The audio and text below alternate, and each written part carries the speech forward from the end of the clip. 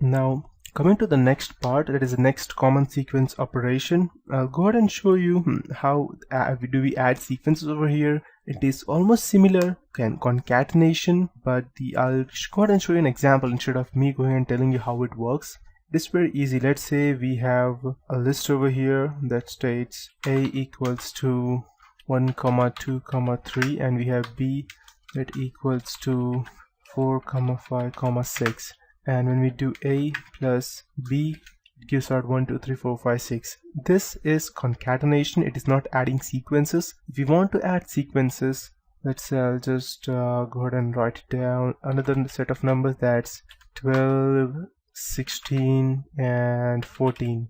And these are positive numbers. And when we go ahead and do 13 plus 15, 17, and when we just hit enter, it will also give us out the same thing: 12, 16, 14, 13, 15, 17. It has just added all of these. But when we go ahead and try to concatenate a list to a string, it won't work, because we cannot concatenate or add a list to a string. For example, let's say we want to write down 1, 2, 3, and we want to write down plus hello over here. It gives us the error because it cannot concatenate or cannot add a list and a string. That means a list 1, 2, 3 and hello is a string, so that's why it won't be able to concatenate that. That is the reason. And as I showed you in the previous example that we can multiply, I'll show you another example. Let me write down Python and I multiply it by 5 times. It will give me the same number 5 times. I won't get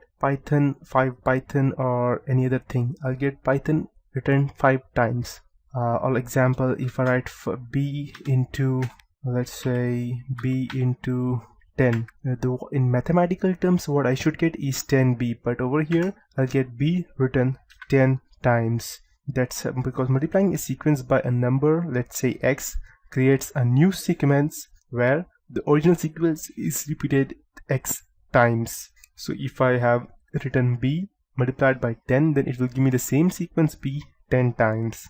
And similarly, we can also go ahead and write down empty sequences. Let's say here empty list is written by 2 brackets, that is, so these 2 brackets means there's nothing in it. But what if we want to have a list, let's say for 10 elements? There are 10 students in our class, and I don't know the marks of these students yet, but I want to create a list with the room for 10 marks over there, but nothing useful in it. That means I want to create an empty list with a room for 10 people in it. And what I can do is I can just write down marks would be the name of the list equals to bracket and it would be none inside the bracket multiplied by 10. So when I go and write down marks, it just give me none into 10 times. That means it has created a room for 10 elements over here. So sometimes you would like to have a value that somehow means nothing. That means we haven't put anything, but we can insert anything in that. None is a Python value. It's not just a string. It is a Python value which means exactly what it is. That means nothing here. There is nothing useful here. It's just an empty string. You can insert anything you want over here. So if you initialize a list of 10, you can just go ahead and hit the following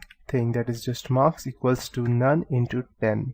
So I'll just give you out another example over here. I will just go ahead and write down another program. Let's say we want, if you have played games in your past, then probably you would have, if I do not support piracy, but if you had go ahead and brought a pirated game, then you would have to create, you would have to patch that game. And when you go ahead and patch that game, when the game is about to get patched, you would see a similar command prompt when it gets patched, and there are different crackers over there. Let's say the famous one over there is Skid Row. So you see a Skid Row mark over there.